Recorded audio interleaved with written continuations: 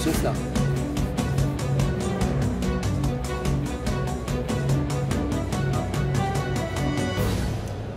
Bienvenue au salon Doux pour l'emploi, 4e édition.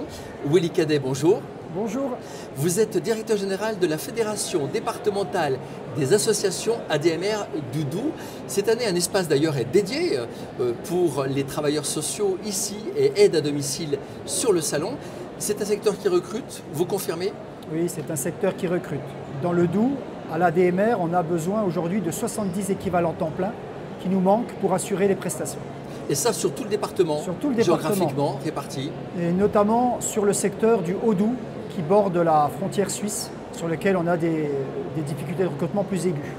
Quels sont les principaux métiers de l'aide et soins à domicile et en quoi ça consiste? Alors, les métiers principaux sont aide à domicile, aides-soignants, qui interviennent aussi à domicile, les infirmiers, mais également des porteurs de repas et tout le secteur aussi périscolaire avec des animateurs, avec des auxiliaires de puériculture ou avec des éducateurs jeunes enfants.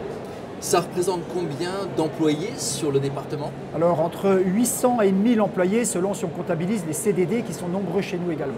Est-ce que c'est difficile de recruter dans le département du Doubs? Alors c'est difficile dans tout le territoire national, sur tout le territoire national, parce qu'on a beaucoup dans le médico-social de secteurs en tension. Mais dans le Doubs, c'est particulièrement difficile sur certains secteurs, le secteur rural isolé, parce qu'on a quand même de la moyenne montagne dans le Doubs, et tout ce qui borde la frontière suisse.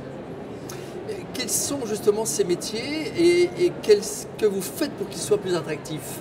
Alors, ce sont des métiers qui d'abord nécessitent un peu de conviction. On n'intervient pas auprès de personnes âgées ou en personnes en situation de handicap à domicile, ou dans les périscolaires ou dans les structures d'accueil du jeune enfant, sans avoir un minimum d'envie de pouvoir se confronter à des publics qui ont des difficultés parfois pour agir seuls. Donc il faut d'abord un savoir-être.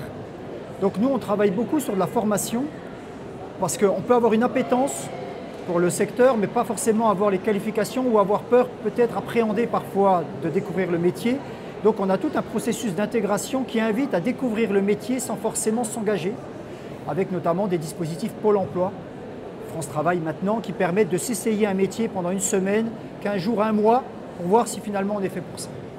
Et comment vous les séduisez? Avec des avantages, une voiture par exemple, un plan retraite, il y a d'autres choses?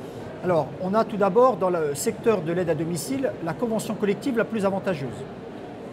Et ensuite, forcément, à l'ADMR, on a dû réfléchir à des avantages complémentaires. Donc on a effectivement la problématique de la mobilité. Puisque nous intervenons beaucoup en milieu rural, il a fallu trouver une solution de mise à disposition de véhicules. Donc aujourd'hui, les salariés qui le souhaitent peuvent avoir un véhicule de l'ADMR, assuré, payé, carburant compris pour aller travailler. Ça, c'est un sacré avantage. On a un plan d'épargne retraite, on a des primes, notamment une prime d'assiduité par exemple. On a une très bonne mutuelle qui couvre aujourd'hui tous les frais de santé. Donc je pense qu'on a mis effectivement au bout pas mal d'avantages, d'accessoires de salaire qui permettent d'améliorer le pouvoir d'achat aujourd'hui des salariés aide à domicile. Quelles sont les qualités essentielles pour exercer ces différentes professions? Je le redis, mais le savoir-être me paraît extrêmement important, avoir envie d'aider l'autre, de prendre soin, avoir une capacité d'écoute active, et puis également des capacités d'adaptation, puisque nous intervenons dans de multiples situations différentes dans lesquelles il est nécessaire, dans un temps limité d'intervention, de pouvoir s'adapter aux conditions qu'on rencontre.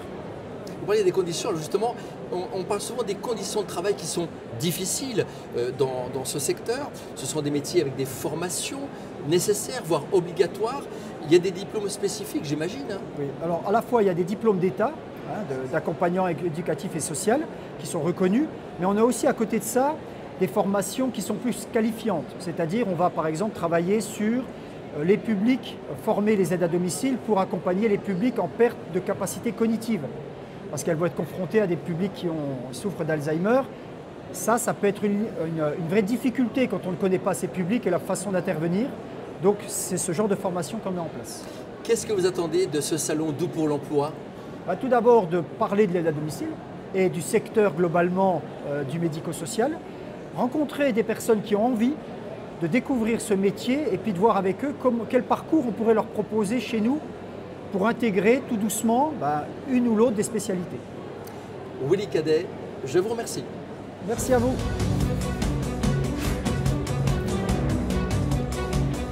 Parfait. Génial.